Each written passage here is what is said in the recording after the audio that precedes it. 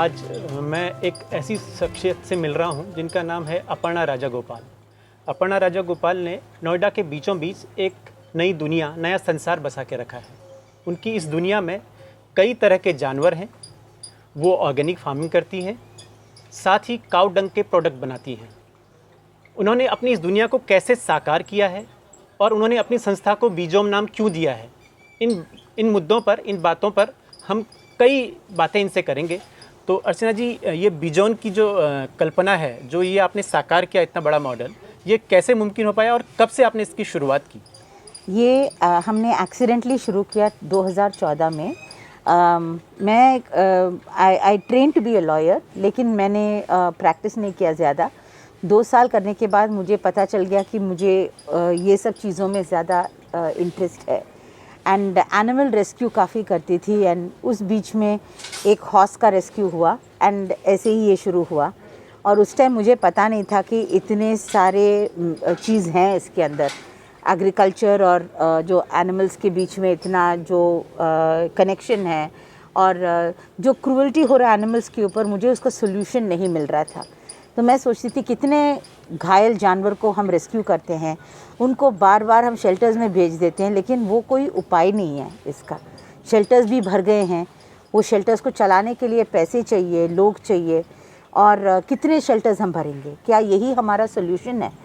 उस टाइम जब ये घोड़े यहाँ लाए, हमें कोई पहले एक्सपीरियंस नहीं था, लेकिन एक शौक़ था। तो मैंने सोचा कि थोड़ा खेती भी करके देखती हूँ। जैसे हम खेती करने लगे और जानवर धीरे धीरे बढ़ने लगे, हमें वो कनेक्शन जो हम कोशिश कर रहे थे लाने की, वो मिल गया। तो हमें पता चल, मतलब एक एहसास हुआ कि मैं फार्मिंग फैमिली से नहीं हूँ, तो मुझे ये बात कुछ ज़्यादा मालूम नहीं था, और वो भी मैं साउथ से हूँ। तो ये नॉर्थ इंडिया है, भाषा अलग है, और क्या बोलते हैं, मेरा कोई पहले का इसमें एक्सपीरियंस या तजुर्बा नहीं है। तो मुझे जैसे मैं करने लगी, मुझे ये यकीन हुआ कि अगर हमारे साथ जानवर है तो खेती और उनका एक इज़्ज़त हो जाता है, एक इज़्ज़त मिलता है उनको, क्योंकि वो हमें मदद करते हैं हमारे जीवन में, और उसके वजह से हमें भी क्लीन फूड और बहुत चीज़ मिलता है। तो वो कनेक्शन से शुरू किया हमने ये प्रोजेक्ट, और हमें पता नहीं था कि ये इतना बड़ा प्रोजेक्ट बन जाएगा। अभी जो प्रोजेक्ट है ये तो अपने आप ऑर्गेनिकली इवॉल्व हुआ है। ये इसके लिए हम बस काम करते रहे इसके साथ। तो जो गाय आया हमारे पास या जो भी जानवर आया, उनका मैन्योर से हम खेती करने लगे। और खेती भी, जैविक खेती हमें सीखना पड़ा, क्योंकि उस टाइम ऑर्गेनिक फार्मिंग तो एक शब्द है, लेकिन उसके अंदर बहुत है, बहुत टाइप के ऑर्गेनिक फार्मिंग है, बहुत चीज़ है उसमें सीखने। वो साइंस है एक्चुअली, एक अलग साइंस। तो हमें वो सीखना पड़ा, फिर इनको कैसे देखभाल करना है वो सब सीखना पड़ा। और ये सीखते सीखते हमें ये लिंक मिलना शुरू हो गया कि इनके बिना हमारा सेफ़ फूड, अच्छा सॉइल, अच्छा वातावरण, ये जानवरों के बिना नामुमकिन है। और ये जब हमारे साथ हम एक साथ करते हैं, ये ऐसे जो कुदरती खेती जो बोलते हैं, उसी से हमारा भी एनवायरनमेंट प्रोटेक्शन सब चीज़ इसमें आ जाता है। सो बीजम इज़ सीड, एंड मुझे लगा ये एक सोर्स है, एक स्रोत। और बीजम मुझे बहुत पसंद था वो नाम, क्योंकि हर चीज़ बीज से शुरुआत होता है। फिर जैसे मैंने एक बीज बैठ के ड्राइंग कर रही थी, मुझे लगा इसके अंदर ओम भी है, and Om is nothing but the sound of the universe. जो पूरा हमारे जो what do you say for universe, ब्रह्मांड के जो आवाज़, जो गूंज जो हमें सुनाई नहीं देता है जी। वो जैसे जनरेटर का आवाज़ हमें सुनाई देता है जी, जी, जी। ये जो गूंज है ब्रह्मांड का, वो है Om. So I felt it's so beautiful, and इससे हमारा लर्निंग्स है, ये नाम और लोगों के अंदर पूरा छुपा हुआ है कि we are all one, and हम एक साथ जब रहेंगे एंड टुगेदर होंगे, तभी ये जो बैलेंस इकोलॉजी में हम चाह रहे हैं वो आएगा। मैं देख रहा हूँ कि आपने अभी बताया कि कई जानवर रेस्क्यू किए गए हैं। कई तो मुझे लग रहा है कि रेस्क्यू वाले जानवर हैं, लेकिन कई मुझे लग रहा है कि वो अच्छी ब्रीड के हैं जी। तो फिर वो अच्छी ब्रीड का और रेस्क्यू वाला उन दोनों का फिर मिश्रण कैसे, वो क्यों आपने सोचा? सो एक्चुअली हमारा मेन था रेस्क्यू। लेकिन उस चक्कर में मुझे ये भी समझ में आ गया कि हम ऑलवेज कंजर्वेशन की बात जब कर रहे हैं, हम वाइल्ड एनिमल्स का ही करते हैं जी। टाइगर एक्सटिंक्ट हो रहा है या कोई लायन एक्सटिंक्ट हो रहा है या कोई बेर, लेकिन कोई गाय एक्सटिंक्ट हो रहा है या कोई बकरी एक्सटिंक्ट हो रहा है, ये कोई हम सोचते भी नहीं है। लेकिन एक्चुअली इंडिया के अंदर या पूरे वर्ल्ड के अंदर कई नस्ल के जानवर हैं, अपने अपने देश के, अपने अपने जगह के। और हमारे इंडिया के अंदर ही 120-130 नस्ल गाय थे और अब वो सिर्फ 40-45 रह गए हैं। ये शुरू करने के बाद मैंने बहुत Google search, Google study, automatically एक यूनिवर्सिटी बन गया मेरे लिए, क्योंकि मैं पढ़ने लगी काफ़ी चीज़। और जितना हम पढ़ने लगे हमें महसूस हुआ कि इतने सारे ब्रीड्स एक्सटिंक्ट हो रहे हैं और हम कुछ उसके लिए ज़्यादा एक्शन नहीं ले रहे। So I got very interested in native cattle. और नेटिव कैटल का खूबी यही है, वो इस देश के हैं, वो इस क्लाइमेट के हैं, तो उनको वो जैसे लाइक हर देसी डॉग्स, हमारे जो आपने देखा हमारे स्ट्रीट डॉग्स को, उनको बहुत ध्यान देना या देखभाल करने की कोई ज़रूरत नहीं है। वो चाहे सर्दी हो, गर्मी हो, बारिश हो, वो मैनेज कर लेते हैं। वही पेडिग्री डॉग्स को देखिए, उनको दिक्कत होती है, क्योंकि वो यहाँ के नहीं है। जैसे कोई हस्की हो, सेंट बर्नार्ड हो, तो यही हो गया है हमारे देश में। हमारे देसी कैटल जो जितने स्टर्डी हैं, उनको कोई ज़्यादा बीमारी लगती नहीं है, वो बिल्कुल स्वस्थ रहते हैं और इतना सुंदर भी हैं। वो ख़त्म होने को वो सोच के मुझे बहुत बुरा लगा। फिर हम धीरे धीरे कलेक्ट करने लगे थोड़ा थोड़ा कैटल, जो हमें लगा कि हमें एक तो ये लाइब्रेरी बन गया है ताकि इनकी ब्रीडिंग हो ताकि नहीं, ब्रीडिंग एक बात, और लोग अगर देखना भी चाहें कहाँ जाके देखें राइट। शहर में तो मुमकिन ही नहीं है। तो हमें ये जागृत करना था लोगों को कि देखिए हमारे पास इतने नेटिव कैटल हैं। आपको पता है, सब लोग जानते हैं, सब लोग अभी बोल रहे हैं कि गाय को रक्षा करो, ये करो, वो करो, लेकिन आप कितना इसके बारे में जानते हैं? जानकारी भी दिलवाने की ज़रूरत है। जिस वजह से हमने ये खोला, तो अभी स्कूल के बच्चे आते हैं, शहर के लोग आते हैं, गाँव के ही किसान लोग आते हैं, सब जाके आके देखते हैं कि अच्छा, गिर तो साहिवाल तो सब पहचान लें, क्योंकि वो डेयरी का काम आ रहा है, वो और दूध देते हैं, अच्छा दूध देते हैं। और कैटल में ही 3 वैरायटी है। मिल्च कैटल जो दूध ज़्यादा देती है, ड्रॉट कैटल जो बिल्कुल काम के लिए पहले इस्तेमाल होता था, दूध के लिए मशहूर नहीं है, और ड्वार्फ कैटल जो जिसका कद कम है, वो उनसे वो कोई काम नहीं होता था, लेकिन लोकल लोग उसको पाल के दूध निकालते थे। और ज़्यादातर ये छोटे छोटे कद के कैटल हिली पहाड़ों की इलाके में रहते हैं। जैसे मेरे इलाके में बद्री है। हाँ, बद्री है, देन वेस्टर्न घाट्स में बाकी सब है। सो जैसे थोड़ा हिली रीजन्स में वो ज़्यादा आसान, वो लाइट होते हैं, छोटे होते हैं, चल पाते हैं। सो मुझे लगा इतना सारा टाइप का कैटल है, और जो मिल्क कैटल है, मिल्क जो ज़्यादा देता है, लाइक गिर एंड साहिवाल, उसका तो हर कोई पूछते हैं। अब what about others? Nobody is talking about thing, because उनका वो उनसे कोई ROI नहीं है, उनसे कोई रिक्वायरमेंट नहीं है। सो इसीलिए हमने ये खोला। सो थोड़ा बहुत कैटल हमने चुन के बहुत केयरफुली क्यूरेट करके हम लाए, अराउंड 11 ब्रीड्स। लेकिन जो कैटल हमारे पास कभी कभार रेस्क्यू करके भी आ जाते हैं, उनको हम मना भी नहीं कर सकते, क्योंकि वो भी हमारा मेन फंडामेंटल कोर है, कंपैशन। सो 1-2 कैटल तो हमें ढूंढ के आए, वो हमारे गेट के अंदर घुस के बोले हमें घर दे दो, लिटरली कि हम उनको बार बार बाहर करें, बार बार अंदर आएँ, तो उनको हम कैसे भेजें, वो रह गए। वैसे कभी कभी कॉल्स आता है जो बहुत डिस्ट्रेस में है। हमने 4 सांड को आज तक रेस्क्यू किया है, और अभी वो सब काम करने वाले बन गए हैं हमारे यहाँ। सो नॉट जस्ट गाय, हमारे मैं ऑलवेज बोलती हूँ कि गौशाला तो सब जानते हैं, लेकिन यहाँ पे हमारे यहाँ सिर्फ गौशाला नहीं है, नंदीशाला भी है। एंड नंदीशाला उतना ही इम्पॉर्टेंट है जितना गौशाला। गौशाला सबको ही जानते हैं, क्योंकि दूध देती है गाय इस वजह से। What about bulls?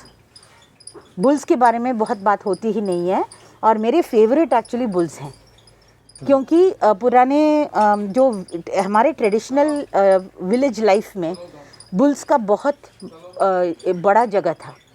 वो बुग्गी चलाते थे, हल चलाते थे, वो चक्की चलाते थे, उनके बिना ट्रांसपोर्टेशन नामुमकिन था। उस टाइम कार नहीं था, ट्रक नहीं था, कुछ नहीं था। सही बात।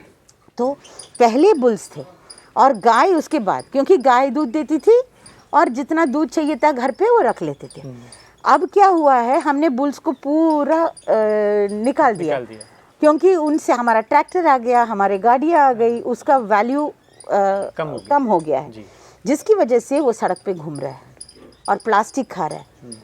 और डेयरी से उसको बछड़े को 10 दिन का बछड़े को भी वो सड़क में छोड़ देते हैं, माँ का दूध पीने नहीं देते हैं, उसका कोई परवरिश नहीं होता है। तो एक्चुअली देखा जाए मुझे बुल्स के लिए ज़्यादा सॉफ्ट कॉर्नर है। तो यहाँ हमने जो सांड हैं कई, हम सांड को भी लाए हैं और जितना हमारे बुल्स हैं वो भी हमारे साथ ही रहते हैं, कोई जानवर यहाँ से बाहर जाते नहीं। तो वो जो सांड आते हैं बाहर से, जो दोगली हैं, हम उनको ये कर देते हैं, कैस्ट्रेट कर देते हैं मेडिकल प्रोसीजर के थ्रू। वहाँ यहाँ सारा सख्त नियम है कि कोई जानवर को दर्द महसूस नहीं होना चाहिए। सो मेडिकल डॉक्टर करते हैं उसको, ताकि वो जो दोगली हैं उनका ब्रीडिंग ना हो, और जो अच्छे नस्ल के सांड हैं उनको भी हम काम में थोड़ा लगा देते हैं यहाँ। And what is beautiful is, ये इम्प्रेशन रहता है लोगों के अंदर कि सांड बहुत वायलेंट है। यहाँ पे उनको जितना उनको प्यार और केयर मिलता है, उस वजह से वो बहुत शांत हैं और हम उनके साथ काम कर पाते हैं, कोई टेंशन नहीं है। सो यहाँ पे वो बुग्गी चलाते हैं, हमारे सिंचाई के लिए वो जो हमारा गियर बॉक्स का मोटर लगा है वो चलाते हैं। हमारे क्या बोलते हैं ये हल, जब हमारा जुताई करना है, हम कभी कभी ट्रैक्टर इस्तेमाल करते हैं जो बहुत बड़ा खेत हो। मीडियम साइज़ खेत में हम बैल को चलाते हैं और अराउंड 70% हमारा जो खेत है वो नो टिल है, उसमें हम टिलिंग करते नहीं हैं। सो ऐसे हमने थोड़ा उनके लिए काम भी डिवाइड करके रखा है, काम करने लायक बनाया है। जी, वो बहुत ज़रूरी है, क्यों ना, बिकॉज ये डेकोरेशन या क्यूरियो नहीं है। जैसे इंसान भी कसरत करते हैं अपने आप को स्वस्थ रखने के लिए, एक जानवर को भी थोड़ा बहुत exercise is very good, it's not a bad idea. एक चीज़ मैं देख रहा हूँ कि बहुत बड़े एरिया में आपका फार्म है जी, और कई तरह के एनिमल्स हैं यहाँ पर, और मैं देख रहा हूँ कई तरह के काउ डंग प्रोडक्ट हैं, ऑर्गेनिक फार्मिंग के प्रोडक्ट हैं। लेकिन इतना बड़ा फार्म, उसको मेंटेन करना, उसके खर्चे निकालना, क्या इन सब चीज़ों से ये संभव हो पाता है या कैसे आप इस सब चीज़ों को मैनेज करती हैं? So it's a very good question, because actually शुरू हमने जब किया ना, हमने ये सोच के नहीं किया कि ये बिजनेस या ऐसा कुछ है। तो जैसे ये बड़ा है, हमारा खर्चे भी बड़े हैं। हाँ, बिकॉज जब इतना जानवर यहाँ है तो उनका देखभाली, उनका लोग भी चाहिए, हमें इनके लिए नीड्स भी हैं, वो सब। हाँ, सो हम बहुत चीज़ तरीके ट्राई करते हैं जिससे हमारे इनकम भी आए और हम इसमें डालें। ये एक फैमिली प्रोजेक्ट ही शुरू हुआ। ये हम अपने लिए हमने सोच लिया था कि जो हमारा इनकम है थोड़ा इसके लिए हम क्या बोलते हैं सेपरेट ही रख लेंगे कि तो अभी ये हम खुद करते हैं इसके फंडिंग, बट प्रयास यही है कि बहुत चीज़ फार्म में ही करके, हम डोनेशन नहीं लेते, बहुत चीज़ प्रोजेक्ट्स करके हम फार्म के लिए कमाएं अच्छे तरीके से, सक्सेसफुल एंटरप्रेन्योरशिप हो। Yes, it has to be, it is, ये दो रीज़न है इसमें। एक ये मॉडल फार्म है, ये उदाहरण है कि हम ऐसे, ये जानवर हमारे लिए यूजफुल है, ये चैरिटी नहीं है जी, they are not charity cases. इनकी वजह से हमारा फार्म चल रहा है, इनकी वजह से हम अपना सारे जो अनाज है उगाते हैं, इनकी वजह से अब इनके गोबर से हमने सो ये सब हम ऐसे ही पैदा हुआ, ये सब सोच के कि हम डेयरी, तो main one of the most important thing, इतना जानवर इकट्ठा हो गया, ऑल काइंड्स ऑफ जानवर, बतख है, मुर्गी है, घोड़े हैं, और एक सुअर है, गधे हैं, और ऑफ कोर्स काउज हैं, बुल्स हैं, शीप है, बहुत जानवर है। तो इन सबको रख के हम कैसे इसको, इनका यूज़फुल लाइफ भी होगा और ये परमानेंट होम होगा। तो इसके लिए हमने तो 3 प्रोजेक्ट्स हमने शुरू किया। एक तो हमने देखा कि हमें डेयरी नहीं करना था, क्योंकि डेयरी इंडस्ट्री में जितना क्रूएल्टी है हम देख चुके थे और हम नहीं चाह रहे थे कि हम यहाँ ये वो शुरू करें, अनसस्टेनेबल है। हमें गायों को प्रेग्नेंट रखना होगा, बहुत बछड़े हो जाते हैं, बच्चे हो जाते हैं, फिर उनको क्या करें, रोड पे छोड़ दो, और माँ को बच्चे को दूध मत देने के लिए हम मना कर, ये सब सोच के मुझे बहुत अच्छा नहीं लगा। तो मैंने सोचा अगर हम दूध का बिजनेस नहीं करेंगे तो इनसे हम कैसे, इनको सस्टेनेबल सॉल्यूशंस क्या है। तो हमने सोचा इतना गोबर गिर रहा है रोज़, अब हमारे यहाँ 1400-1500 किलो गोबर रोज़ गिरता है। तो वो गोबर प्लांट जी नहीं, प्लांट नहीं, इनका ही गोबर। एक गाय का करीब 10-15 किलो गोबर गिरता है एक दिन में। जी। तो क्या करें इतना गोबर का। तो मैंने सोचा इससे कुछ हो सकता है ना, क्योंकि ये 365 डेज मिलता है और ये आप चाहे ना चाहे गिरेगा, मिलेगा ही मिलेगा, नेचर। ओके। और ये बूढ़े गाय, मतलब सॉरी ओल्ड गाय या बहुत यंग काफ, या जो गाय बच्चा नहीं दे सकता है, या सांड, ये कोई भी इनसे आएगा। तो एक गाय को रिटायर करने की भी जरूरत नहीं है ना। ये जो डेयरी में अगर गाय बच्चा नहीं दिया उसको बाहर कर देता है, ये प्रॉब्लम नहीं है हमें, मरने तक वो देंगे। और दूध का शेल्फ लाइफ नहीं है, इसको है। खाद जितना पुराना होता है अच्छा होता है, दूध ताज़ा चाहिए। सो मैंने देखा या हम क्यों दूध के पीछे भाग रहे हैं। हम ये अगर गोबर का बिजनेस कर सकें तो ये तो और भी अच्छा हो सकता है। तो ऐसे ये सोच शुरू हुआ। देन मैंने गूगल किया तो मैंने सोचा, देखा कि इंडिया के अलग अलग जगहों में अलग अलग किसान ने, और ये सब आइडिया है, लेकिन इसको किसी ने एक जगह लाए नहीं। जैसे कि किसी किसान ने एक पॉट का मशीन बनाए, जैसे गोबर का पॉट बनता है, ये वाला। किसी किसान ने ये गोबर का लॉग्स का बनाया। तो मैंने वहाँ से वो सारे मशीन्स खरीदे उसी टाइम से, ये 7 साल की बात है। अच्छा। वो सारा मशीन्स खरीदा। फिर मैंने सोचा और क्या बन सकता है, फिर हमने सोचा दिया, फिर हम बनाएंगे कि छोटे ओपले, फिर हम बनाएंगे सीड बॉल। फिर तो मुझे लगने लगा कि ये 2 चीज़ इसमें फ़ायदा है। एक तो गाय को और कैटल को फ़ायदा है, दूसरा फ़ायदा है किसान को। क्योंकि ये एक जब फसल ख़राब होता है उनका, जब मौसम आजकल बिल्कुल क्लाइमेट चेंज की वजह से कोई पता नहीं चलता कि इस साल कैसे होगा, तो उनको एक पैरेलल इनकम मिल जाता है। ये सब बहुत एक्साइटिंग लगा हमें कि अरे ऐसे ये बिजनेस कैसे नहीं होगा, ये अच्छा होगा बिजनेस, खास ये डंग लॉग्स का। अब दुनिया में तो लोग मरेंगे ही, उनका तो क्रिमेशन होना है, और इसके लिए हम पेड़ काटते जा रहे हैं, जनसंख्या बढ़ रहा है, कितना पेड़ काटेंगे, यू नो। पेड़ काटते गए तो फिर हमारा और भी नुकसान ही हो रहा है ना। दूसरी बात है, अगर हम इलेक्ट्रिक क्रेमेटोरियम भी किए तो इलेक्ट्रिक क्रेमेटोरियम में कुछ तो कार्बन फुटप्रिंट है, हम उसमें भी फॉसिल फ्यूल्स, इलेक्ट्रिसिटी कहीं से वो आ रहा है जो हमें नुकसान दे रहा है। फिर हिंदू रीति रिवाज भी हैं उनमें ज़्यादातर। एंड सबसे अच्छी बात है कि गोबर कोई मना नहीं करते हैं, वो ऑस्पिशियस भी है सबके। तो हमें मेरा विचार ये है कि ये एक रूल हो जाना चाहिए कि हर क्रेमेटोरियम में गोबर के लॉग्स होने चाहिए एज एन ऑप्शन। डेफिनेटली किसी को जबरदस्ती नहीं कर सकते, बट ऑप्शनली। नहीं, जबरदस्ती की बात नहीं, ये लोगों के को एक बहुत लोगों को पता भी नहीं, अवेयरनेस भी, एक तो अवेयरनेस नहीं है जी। तो अगर अवेयरनेस हो तो वो जरूर वो चुनेंगे, यू नो लाइक। तो एज ए थर्ड ऑप्शन ये शुरुआत में, फिर धीरे धीरे मुझे लग रहा है वो पिकअप हो सकता है। दूसरा, हर गौशाला का मैंडेटरी ये लॉ होना चाहिए, अगर आपको गौशाला खोलना है तो आपको ये बनाना है, नहीं तो आप ये गोबर से क्या कर रहे हैं, लोकल से वोकल हो गए, वो ऐसे ही जमा होता जा रहा है और कोई उसका फायदा नहीं। तो हर गौशाला अपने लिए भी थोड़ा कमा सकते हैं, मतलब हर जगह के गौशाला का वो पास वाले क्रेमेटोरियम में जा सकता है ये। जी बिल्कुल जा सकता है, यू नो। सो ये प्रोजेक्ट ऐसे इवॉल्व हुआ, इसका नाम हमने दिया डंग हो, लाइक जय हो। हमने सोचा कि कुछ कैची नाम होना चाहिए ताकि लोग इसको याद करें और इसको अपनाएं, और इसका स्टोरी हम बता सकें लोगों को कि ये किस सोच से हमने ये बनाया। तो अब हमारे पास ये हर वक्त होता है। अब हम भी थोड़ा ये लिटिल मूर्तिज़ बनाते हैं, दिया बनाते हैं। दिया के अंदर हम वैक्स डाल के उसमें सेंटेड ऑयल डाल के वो भी बनाते हैं। एंड पूजा बॉक्स, अब उसको फिर हमने मूर्तियाँ भी दिख रही हैं जी, मूर्तियाँ हैं। सो ये मेरा सबसे फेवरेट प्रोजेक्ट है यहाँ पे। और कमाने का क्या तरीका, हमारा एग्रीकल्चर, एक्चुअली मैं एग्रीकल्चर के बारे में कभी भी इतना बात नहीं कर पाती हूँ क्योंकि इसी में मैं फंस जाती हूँ बात करते करते, लेकिन हमारा एग्रीकल्चर एक बहुत बड़ा हिस्सा है। जी। और क्योंकि इतने बहुत करीब 22 एकड़ में हम एग्रीकल्चर कर रहे हैं जी।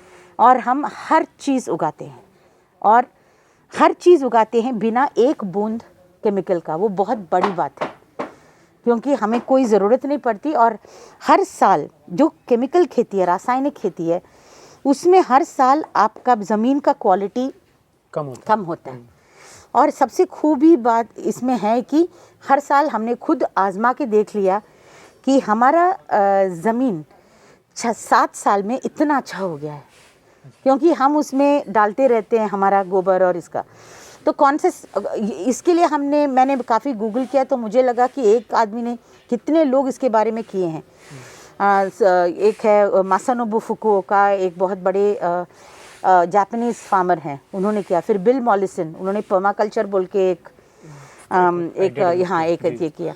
फिर बायोडायनामिक फार्मिंग है। फिर सुभाष पालेकर जी का ZBNF है। ऐसे अभी गूगल में जाएंगे, आपको कई लोग बहुत अच्छे इसमें टीचिंग्स और विचार देते हैं। तो मैं एक चीज़ मेरे को अभी एक सवाल थोड़ा सा जहन में आया कि आप गूगल की बड़ी बात कर रही हैं, तो गूगल से ही आप इतना बड़ा मॉडल आपने क्रिएट कर दिया, ये वाकई में काबिल तारीफ है। मतलब क्योंकि बहुत सारी जानकारी आप बता रही कि गूगल से ली है। नहीं, देखिए, actually internet is a wonderful space. बिल्कुल। उसमें जैसे आप अभी ये इंटरव्यू भी आप कोई नेट में ही डालोगे, इससे 4 लोग ये आइडिया मिलेगा। बिल्कुल मिलेगा। तो अगर हम इंटरनेट को अच्छे तरीके से इस्तेमाल करें तो हमारे पास पूरा यूनिवर्सिटी पड़ा है। बिल्कुल पड़ा। सो ये लोगों, एक आदमी का इच्छा होना चाहिए, यही मैंने सीखा इसमें। जी, बस अच्छा ये है कि अच्छा लेना है। हाँ, उसमें आप तो मैं ठीक है। और एक और बात है, जो हमसे अगर सुभाष पालेकर जी बात कर रहे हैं तो वो नागपुर में बैठे हैं, मैं बैठी हूँ यूपी में। यूपी का क्लाइमेट और नागपुर का क्लाइमेट बहुत फ़र्क है। तो मुझे वहाँ सीख के, देख के, फिर मुझे यहाँ एप्लीकेशन करना पड़ेगा कि इस मौसम में अब मैं क्या करूँ। सो अल्टीमेटली आपको अपना दिमाग लगाना ही पड़ेगा। लेकिन इतने लोग आपको दिशा दिखा रहे हैं, तो चाहे वो पर्माकल्चर है, चाहे बायोडायनामिक है, चाहे नो-टिल, नेचुरल फार्मिंग, आप कुछ भी इसको नाम दो। अब इसका सारा जो अच्छा चीज़ है हम ला के यहाँ डाल दिया। और इस वजह से हमें 22 एकड़ में अब बिल्कुल नो केमिकल से 7 साल से हम कर रहे हैं। इतना मिट्टी इम्प्रूव हो गया। और हम क्या क्या नहीं उगा रहे हैं, हम ग्रेन्स उगा रहे हैं, मिलेट्स, ग्रेन्स के अंदर मिलेट्स उगा रहे हैं, ओट्स, बार्ली, वीट, राइस, ठीक है। फिर सारे दलहन, ओके, सारे तिलहन, वो आई मीन सारे ऑयल्स, हाँ, एंड ऑल वेजिटेबल्स, सारे हर्ब्स। ये कैसे हो रहा है? हमारे मैन्योर की वजह से। और इसको चाहे हम जीवामृत के तौर पे दें या खाद बना के डालें, हम अलग अलग चीज़ें ट्राई करते हैं, मल्चिंग करते हैं हम, और एग्रीकल्चरल टेक्निक्स भी सीखे हैं। हमारे ट्रेडिशनल एग्रीकल्चर टेक्निक्स हैं जिसमें इंटरक्रॉपिंग है, मल्टी क्रॉपिंग है, कंपेनियन प्लांटिंग, क्रॉप रोटेशन, ये सारा हमने सीख के हम यहाँ अप्लाई किए हैं। तो अब पूरा हम उगाते हैं। इससे 2 फायदे हैं, जो भी जितना भी अनाज हम उगाते हैं उसका सारा चारा इनको आता है और उसी गोबर से वापस हम उगाते हैं। तो इट्स अ ब्यूटीफुल साइकिल।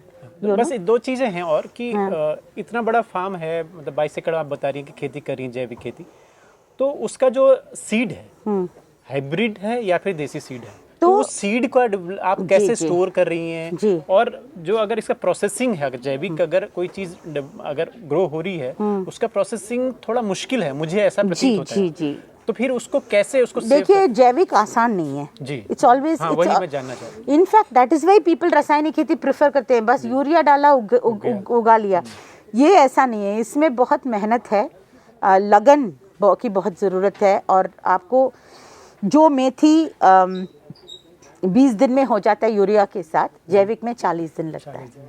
सो वो प्रयास तो आपको करना ही पड़ेगा, और कोई शॉर्टकट नहीं है इसमें। बीज की बात आए, आपको समझना चाहिए, बीज में 3 टाइप का बीज है, एक देसी, एक हाइब्रिड और एक GMO। सबसे अच्छा देसी है जैविक खेती के लिए, क्योंकि देसी को हम बचा सकते हैं, देसी बीज को, और अगले पीढ़ी में जो बीज डाला वही प्रजाति आपको निकलेगा, कॉपी टू कॉपी। दूसरा टाइप है हाइब्रिड। हाइब्रिड का बहुत लोगों का वहम है, हाइब्रिड और GMO को वो एक ही इसमें मान लेते हैं, वो गलत है।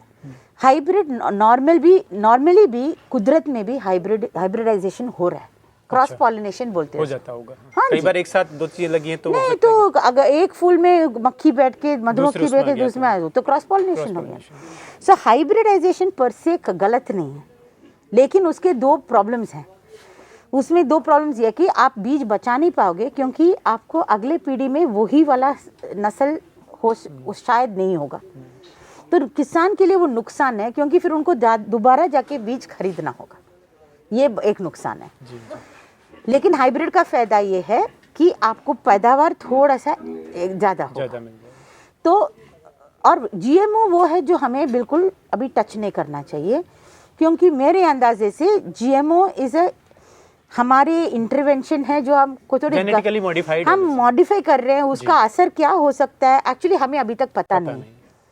मैं साइंटिस्ट नहीं हूँ, लेकिन मुझे हमें हकीकत में मालूम है कि बाद में इसका क्या असर होना चाहिए, होगा, कुछ भी हो सकता है। तो इसीलिए हम जीएमओ को बिल्कुल हम टच नहीं करते हैं। और शुरुआत में हमें हाइब्रिड का सहारा लेना पड़ता है, क्योंकि हमारे पास अपना बीज है नहीं, देश में ही कम है। देसी बीज मिलना बहुत मुश्किल है, और अगर मिलता भी है तो इतना मिलता है, इतना मिलता है, किसान क्या करेगा? सो हम दोनों करते हैं जी। लेकिन साथ साथ हम 7 साल से सीड बैंक तैयार कर रहे हैं, अपना सीड बैंक। हाँ, और सीड बैंक ओवरनाइट नहीं होता है, उसको लिए कई साल लगता है। वजह है, अगर इस बार मुझे एक बैंगन का बीज मिला, मैं कोई किसान कहीं मध्य प्रदेश से मुझे 10 ग्राम कोई बैंगन बेचते हैं, मैं उसको लगाऊंगी, उससे पैदावार निकालूंगी, वो बनेगा 100 ग्राम अगले फसल में। फिर वो उसको मैं बुआई करूंगी, फिर अगले साल मुझे वही आएगा कि नहीं देखना पड़ेगा। फिर तीसरे साल ही मैं थोड़ा मुझे लगता है कि नहीं यार अच्छा बीज है, तब तक भी मुझे मेरे पास कितना बीज होगा, आधा किलो। अब मैं किस किस को दूं? सो इसको बी सीड बैंक सबसे बड़ा एक तो क्या बोलते हैं, it's very hard and we are building it slowly. अभी 7 साल से हम काफ़ी बिल्ड कर चुके हैं, कई एंड कभी भी फेल भी हो जाता है, मतलब यू नो हम पूरा प्रयास करके अगले साल कुछ भी नहीं आएगा उसमें, तो वी आर देन गॉन। हो सकता है वो वातावरण उसके वजह से हो सकता है कि फ्लडिंग हो जाए, या कोई मौसम ज़्यादा ठंडा हो जाए या गर्म हो जाए, कुछ भी यू नो। सो ये एक्चुअली एक स्नेक्स एंड लैडर्स का गेम जैसा है ये सीड सेविंग, कभी फेल है कभी पास है, धीरे धीरे। लेकिन जो अच्छे कामयाब बीज है उसको हम शेयर करने के लिए बहुत एक्साइटेड होते हैं, क्योंकि इसका मतलब और लोग, जैसे कि हमारा पालक, हमारे फार्म में देसी पालक हमारे पास अभी शायद 50 किलो है, वो हमने कामयाब कर लिया। हाँ, लेकिन एक टाइप का लौकी है जो स्वान शेप है, वो 2 साल उगाई, तीसरे साल fail. So that's what I mean. हाँ, सो हाइब्रिड गिव्स यू सर्टेनिटी। सो हम किसान को ये नहीं एकदम बोल सकते हैं कि आप सिर्फ देसी इस्तेमाल करो, क्योंकि फिर वो लॉस में पड़ जाएगा। तो मेरा मतलब है, आपका फील्ड्स को आप अलग करो। देसी बीज सेव करने का भी तरीका कठिन है और करना चाहिए। उसके लिए हम क्रॉस पॉलिनेशन से बचाने के लिए उसमें नेट लगाते हैं, उसको अलग उगाते हैं ताकि वो कंटामिनेट ना हो। तो सीड सेविंग सब एक कला है। कोई लाइक भिंडी वो बहुत जल्दी क्रॉस पॉलिनेट हो जाता है, कोई वैरायटी स्पीशीज इतना जल्दी क्रॉस पॉलिनेट नहीं होता। तो ये सब एक साइंस है, इसको हमें सीखना होता है। सो हम दोनों इस्तेमाल करते हैं, हाइब्रिड और देसी सीड बैंक धीरे धीरे बढ़ रहा है। अनाज के लिए हमारा देसी और आसान है, लाइक हमारे पास अनाज बहुत है। वीट के 5 वैरायटी है, राइस के 5 वैरायटी है, हाँ, और सारे मिलेट्स हैं, वो सारे अच्छे वैरायटीज़ हैं। सबसे मुश्किल बीज मिलना देसी बीज है वेजिटेबल्स का, वो थोड़ा दिक्कत होता है, अच्छे बीज मिलना और उसको बढ़ाने में भी। सो यही है, मतलब हमारे। तो एक आखिरी क्वेश्चन मेरा है कि आपने ये, मैं देख रहा हूँ ये एक चौक पे चर्चा वाला एक मॉडल डेवलप किया है। यहाँ पर काउ डंग प्रोडक्ट भी हैं, मैं देख रहा हूँ वहाँ कई जैविक खेती से बने उत्पाद भी आपने लगाए हैं। जी। तो ये यहाँ पर ये क्यों तैयार किया आपने, इसके बारे में कुछ बताइए। सो ये हमारे फार्म के चौक है जी, और हकीकत में यहाँ पूरा दिन जैसे अब हो रहा है चर्चा होता रहता है। सो हमने सोचा कि ये चर्चा सब तक पहुँचे। एक ही जगह हम ही कर रहे हैं पूरा दिन चर्चा कि खाद कैसे तैयार करें, जानवर को कैसे इलाज करें। अभी आपने देखा थोड़ी देर पहले हमारे फार्म के डॉक्टर आए, कोई यहाँ इतना चर्चा होता है दिन भर, तो हम सोचें कि अब जो पब्लिक आना चाहते हैं उनके लिए एक जगह तैयार करें जहाँ हम अपना सामान बेच सकें। बीच वाले जब ठेकेदार आ जाते हैं इसीलिए किसान को नुकसान होता है, तो डायरेक्टली हम बेचते हैं जो, और वैल्यू एडिशन भी हम ही करते हैं। जैसे कि चकोतरा हुआ, उसका जैम हम वैसे वैल्यू एडिशन। हाँ, तो यहाँ वो सब बिकता है। उसके पास हमने एक छोटा सा ये खोला कि कोई आए उनको पकौड़े, चाय, देसी जो सरसों का साग, मक्की की रोटी जो हम उगाते हैं उससे कुछ बनाएंगे देंगे। तो सैटरडे संडे को एक हमारा एक बेनिफिट है कि हम शहर के पास है। सैटरडे संडे को लोग, उनको एक मॉल के अलावा कहाँ जाएं, उनको ये अच्छा लग रहा है कि यहाँ आके जानवर के साथ बैठो, एक कप चाय पियो, हॉर्स राइडिंग कर लो। हाँ, तो और बच्चे हमारे हॉर्स राइडिंग, हमारे हॉर्सेस बहुत रेस्क्यूड एंड रिहेबिलिटेटेड है। But now all of them are happy and healthy. मैंने देखा। सो उनको सस्टेनेबल भी तो करना है। जी बिल्कुल। सो हम क्या करते हैं, उनके थोड़ा राइड्स हो गया, ठीक है वो, देन यहाँ पे हम खाना कुछ बेचते हैं, उससे हम कमा लेते हैं, या डंक प्रोडक्ट्स बेचते हैं, उससे हम ये सब वापस इन्हीं के देखभाली में चला जाता है। एंड यहाँ पे एक और हमें मौका मिलता है चर्चा करने का। हमारा मेन शेयरिंग ऑफ नॉलेज। ठीक है, इतना सब हमने इकट्ठा कर लिया, अब इसका क्या करना है, हमें दूसरों लोगों को बताना है। अगर कर्नाटक में कोई गौशाला हमारे मॉडल में आया, हमें बहुत खुशी है, क्योंकि वो गाय को अच्छा हो जाएगा, you know. So basically it's a knowledge sharing platform.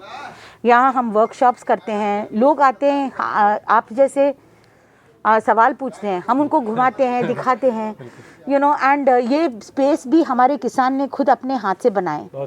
सो एक इकोलॉजिकल कंस्ट्रक्शन का मॉडल भी है ये।